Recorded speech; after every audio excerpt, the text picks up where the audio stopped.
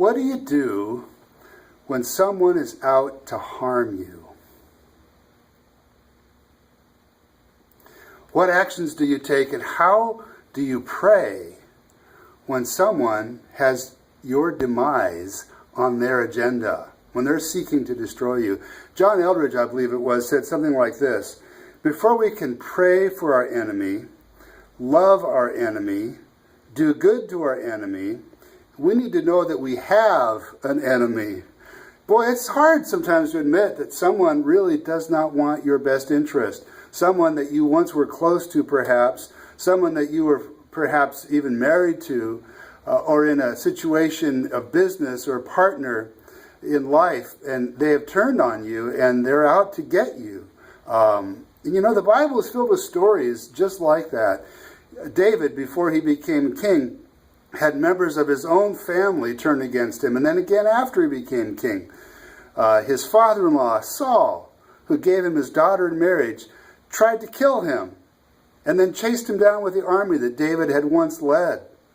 And then later, when David became king, his own son Absalom undermined his role as judge and justice of the peace for the whole nation, and later destroyed David's kingdom by an armed revolt and sought to kill his own father. And David was preserved and the kingdom was restored, but not till after a terrible war. What do you do when someone is really meaning to harm you in a serious way? And how do you pray? Psalm 35 is one of several of what I'm calling the justice psalms in the Old Testament. And in this psalm, we see a model of a man of God calling out to God, asking God for justice against his adversary. And on Sunday morning here at Bethel Church, we're going to be talking about how is it that we can ask God to fight our battles for us. And we're going to see that in each of the movements of pain, in each of the movements of resistance against the enemy, God has in mind for us to break through to the place of joy. Now that's really an unusual thing to say, but in this psalm we have 3 major stanzas, and each one ends with words of hope, words of joy, words of expectation that someone is going to be praying for us, who's been praying for us, is going to be rejoicing with us when everything works out. God is so practical, and the scriptures are so beautiful in this.